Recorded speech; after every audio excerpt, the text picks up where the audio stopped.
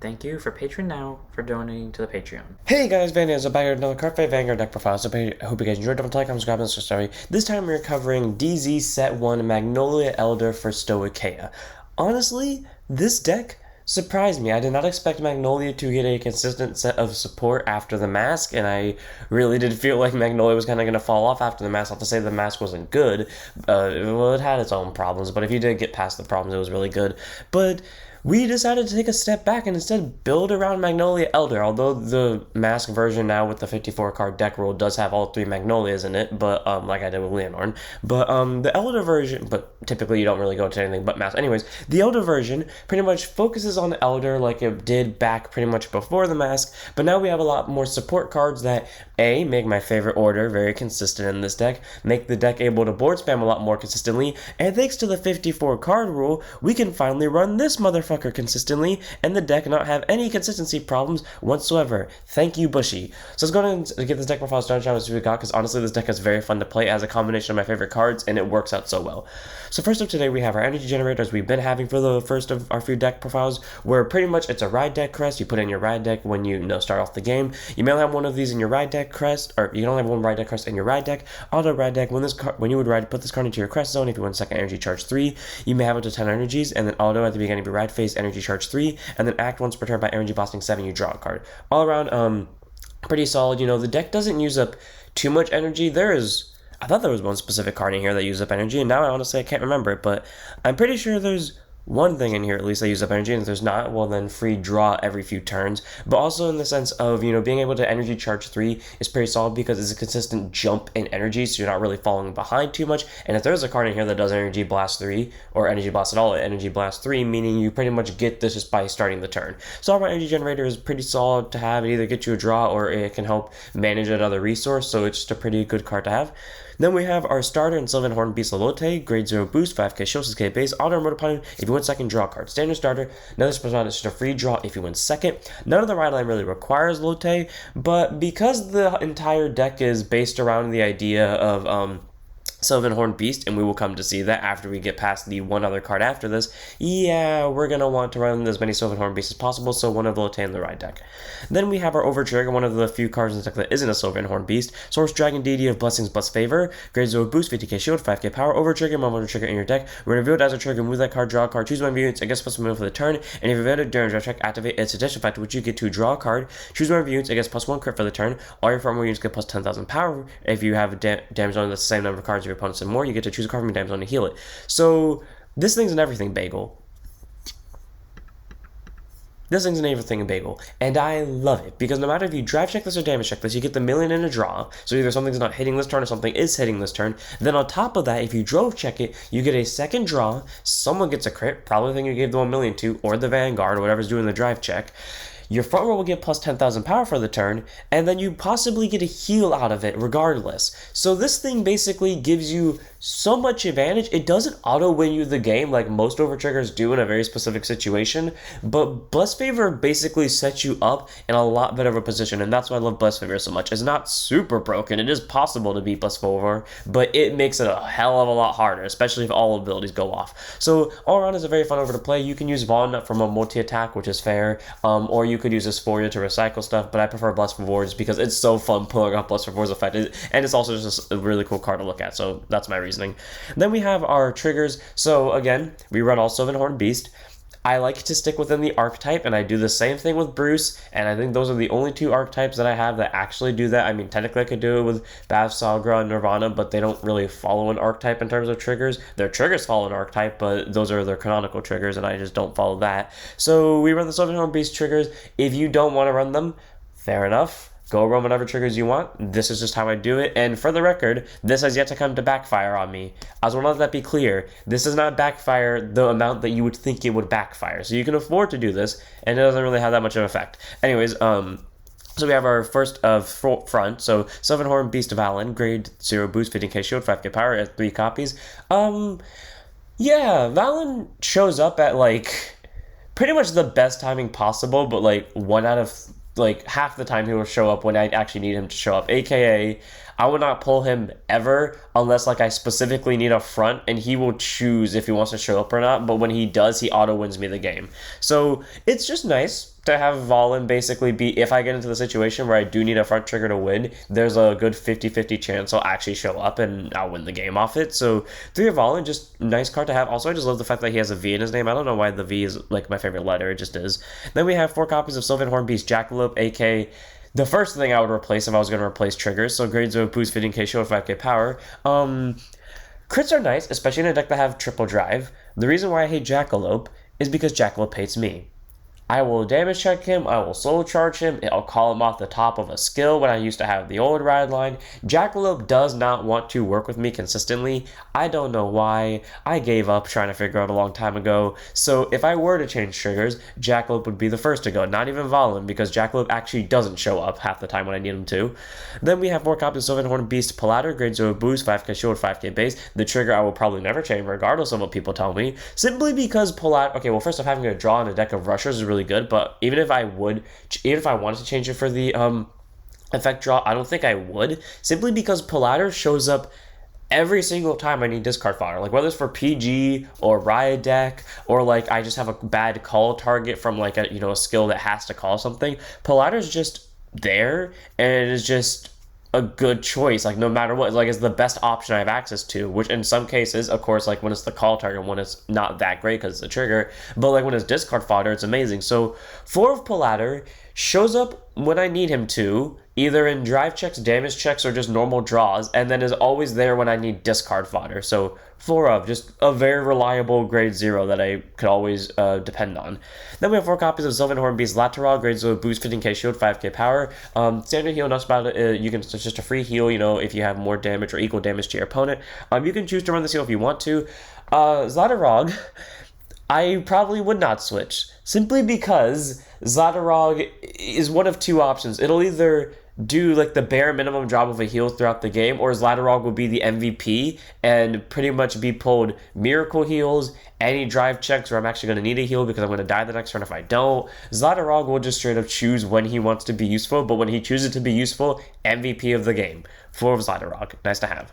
Then move on to our non-triggers. Run 2 copies of straight up my favorite order in probably the entire game, or at least in the nation of Stoicehia, and that is Wild Intelligence. Grade 0, normal order, played by counterbusting 1. Discard the top 3 cards of your deck. Choose up to 1 card with the same grade of your Vanguard or lower from your drop zone, not just from among the discarded cards, and call it to rearguard circle. Then if your Vanguard's a Sylvan Hornbeast King Magnolia, you can choose up to 2 instead of 1. So all around, pretty solid, because that means you get to fill up your drop zone, and then if you're on mag, you get to call it 2, but regardless if you're on mag or not, you get to call at least 1. And it's all around a pretty solid card because it's what leads to 6 attacks in total from the back row. Well, not just from the back row, but in total on grade 3 first turn, which is just, pretty impressive. They don't have to Persona Ride or ride to Elder. You can just Wild Intelligence while you're on this one, get Danimaru, the reason why we run Danimaru, and then immediately, get 6 attacks. And if they don't pull triggers, you have a lot of offensive pressure going into this turn. So Wild Intelligence all around a pretty solid order, and there are ways to search this in the deck and get it out of drop zone too. So this is a very good order to have, and it's also the reason why I love to play Danimaru, so 2 of Wild Intelligence.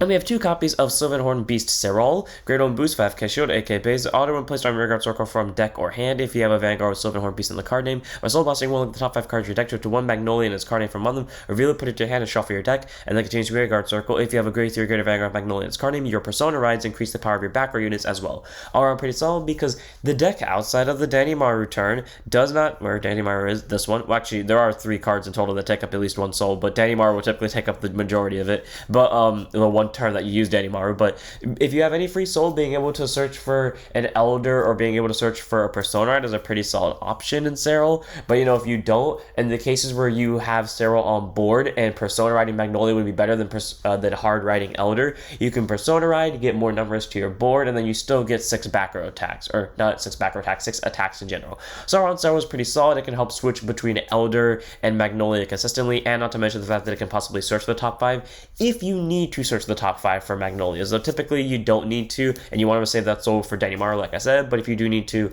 that's what Serral's for. So 2 of Serral.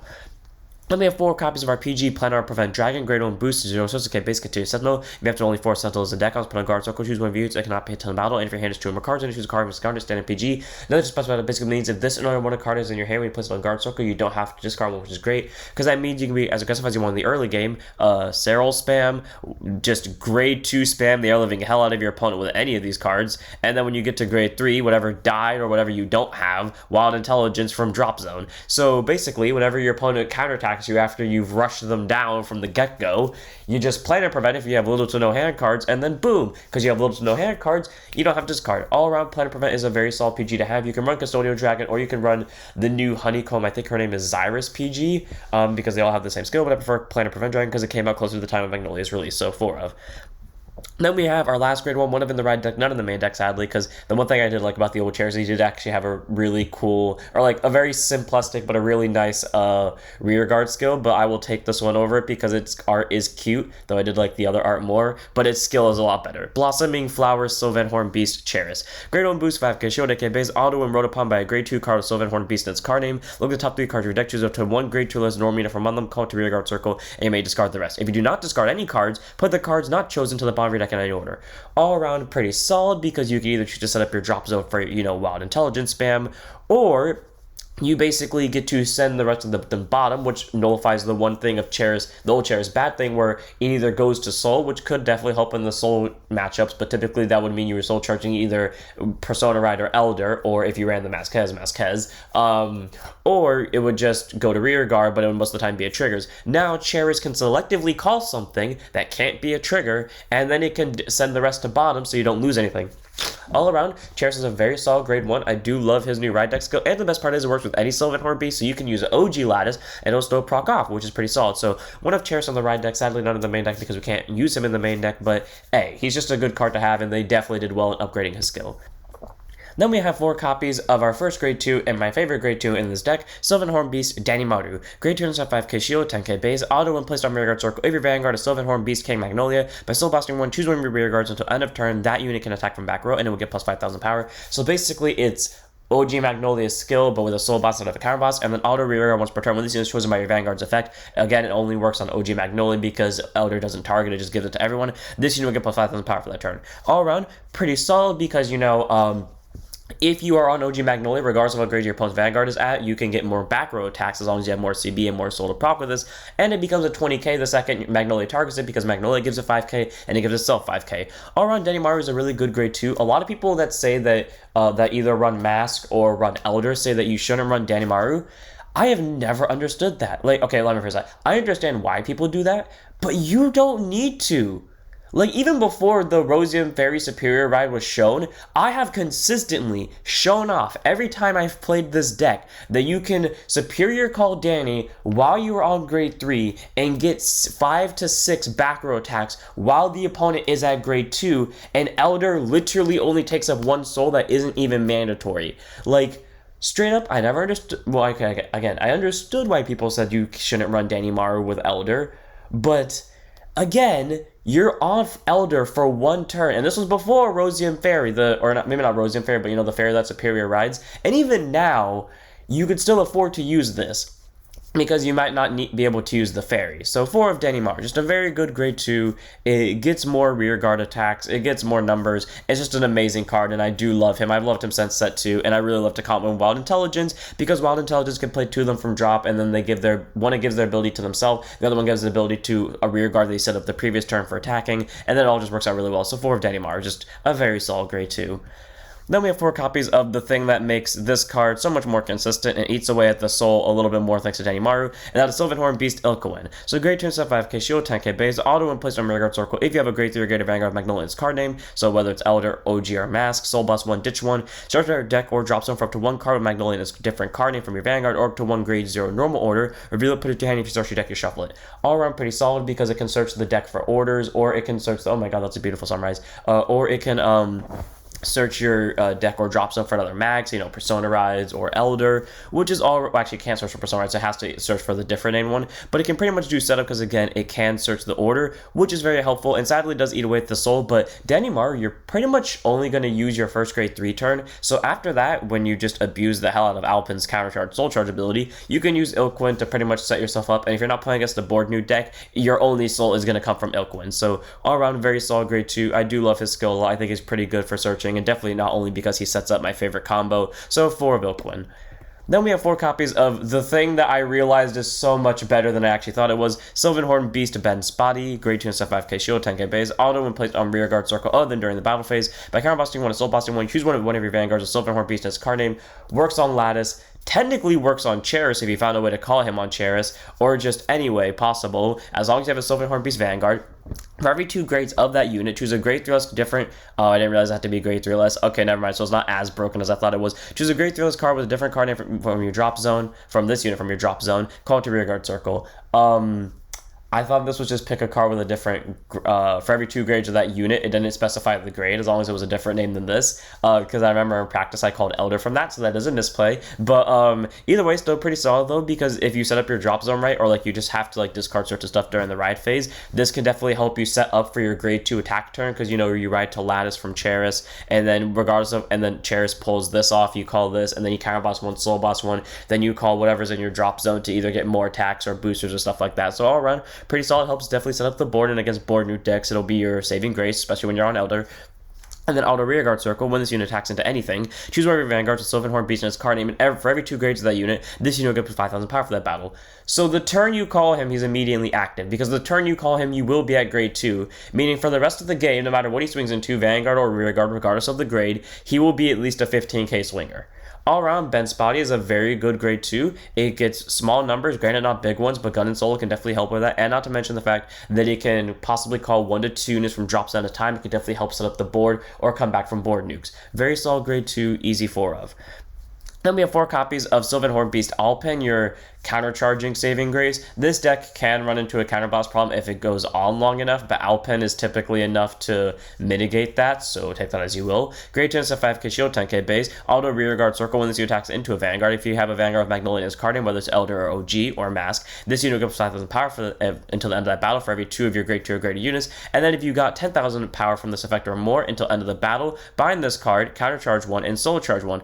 All around, pretty solid, so it is swinging for at least 15k because it's self and mag, and then if you have a full board of grade 2s, typically by your first grade 2 turn you will probably have at least half of that, and then your grade 3 turn you will probably have all of that. It will be a 15k swinger, and it will bind itself to refresh your soul that Danimaru probably got rid of, and then it will get you a counter charge back, so you can use your skills, because again, if you're not playing against a board new deck, you never use this skill, or you will use it basically when you are at grade 2, and you will never use it again after that. So could be really helpful in terms of managing the counterblast and soul of your deck. All around, Alpin is a very solid grade 2. Definitely helps set up the resource management of this deck, and is the easiest 4 I've ever seen in my life. Also because there are so many ways to call from drop zone. If he ends up in drop zone because maybe you needed better cards in hand for a ride deck later on, or for like your board presence and you had to discard for this ride deck, you can at least call him back pretty consistently. So 4 of Alpin. Then we have 4 copies of Sylvanhorn Beast Gun and Sola. Everyone knows this huggable bear who pretty much commits death to everything that walks across him. Grade 10 5k shield, 10k base, auto backward rear guard circle. When this unit attacks into anything, counterblast 1, choose one of your other rear guards, and it gets this unit's power until the end of the turn, increase its power at the time. So pretty much when you do drive checks, pump all of the triggers to this thing, swing with it, and then if you have 2 of them on board, this one and another one, counterblast 1, if you have 2 counterblast, give this thing's power to the other gun and solo, whether they block this one or not, then swing with the other gunning solo, and then use its skill to give give its power to the weakest thing on your board, and then suddenly, you have a giant beat stick on board. All around, very good.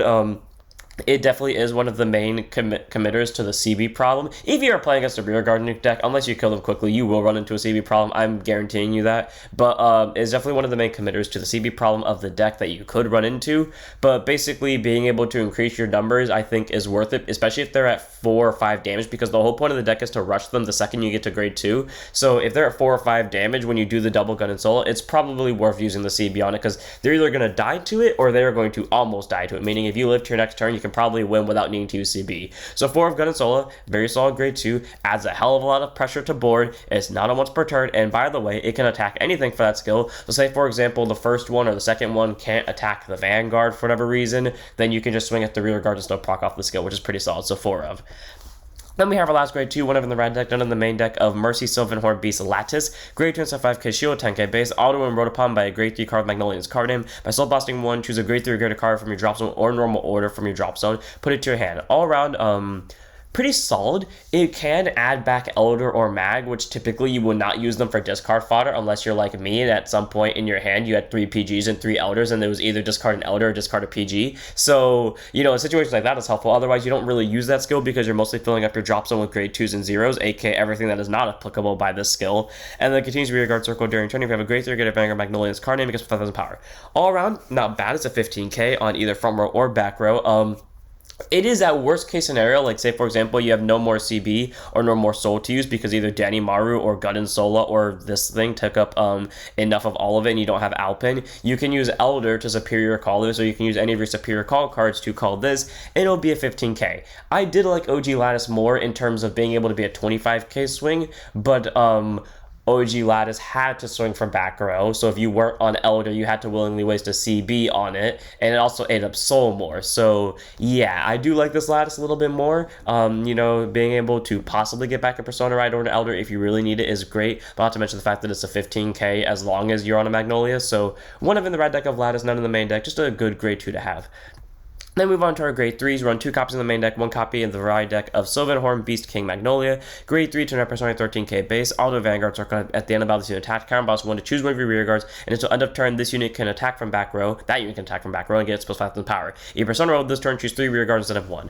I never understood why Mag is the only one of the original trial deck bosses that only had 1 skill, while the other ones all had 2. But cool. Simplistic. At the end of the battle, you pay 1 CB, someone can swing from back row, and it gets plus 5k regardless if it's in the back row or not. So, if your opponent pulls triggers and there's no reason to give it to a back row unit, you can just give it to a front row unit instead and boost. Don't forget, if your opponent just pulls triggers and you have a grade 1 in the back row or something that can boost in the back row, you can boost with it.